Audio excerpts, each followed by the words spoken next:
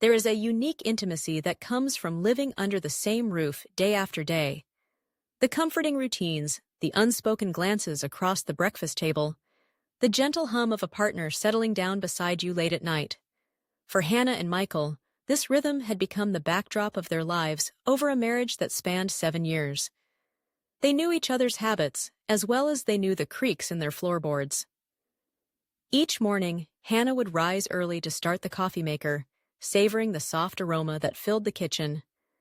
Michael would follow shortly, leaning against the doorframe, half awake but always ready with a sleepy smile. Their home was a sanctuary, a testament to the vows they had made, and to the trust they believed unbreakable. But beneath the well-tended surface, fissures can hide in the shadows, growing silently until one day, the ground shifts and everything you thought stable begins to tremble. In the summer of their 8th year together, small changes started to ripple through the easy cadence of their days. Hannah couldn't pinpoint their precise start. Was it the extra time Michael began spending at the office, or the way his laughter, once so freely given, came less and less often? At first, she brushed it aside. Work was demanding, stress sometimes took its toll. But the silences grew longer, weighed down by words left unsaid. Michael, for his part, told himself that he was simply tired.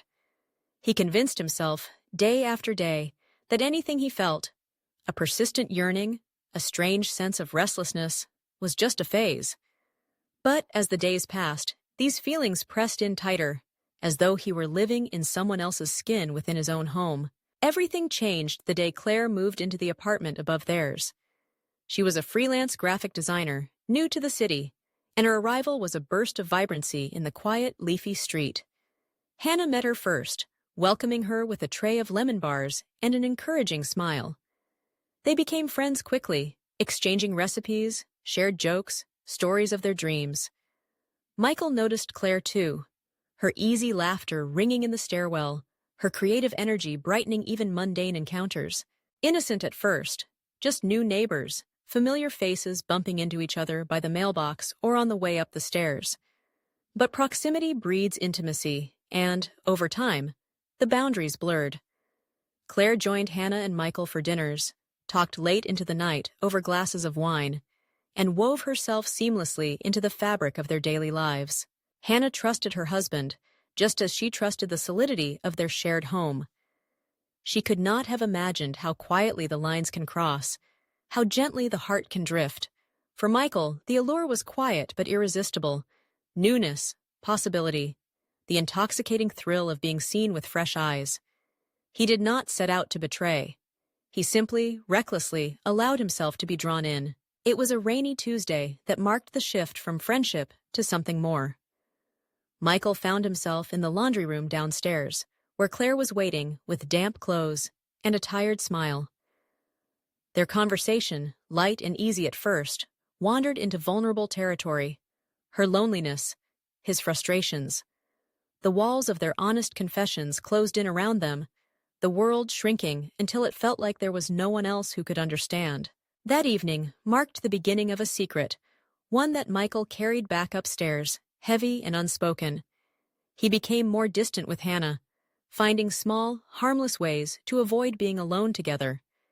His laughter, when it came, felt forced, and Hannah felt herself shrinking back, unsure of what invisible line she had crossed. She questioned herself, her choices, her desirability.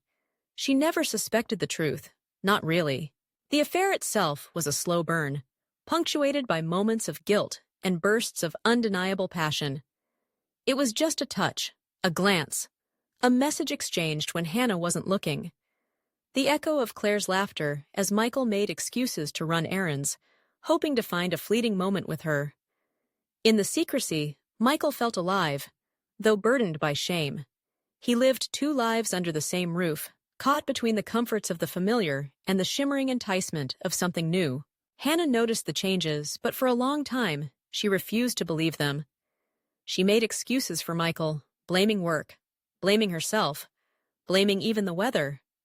It was not until she stumbled upon a text, an innocuous meeting arranged, a warmth in the phrasing that went beyond friendship, that her world began to tilt. Confronted, Michael panicked.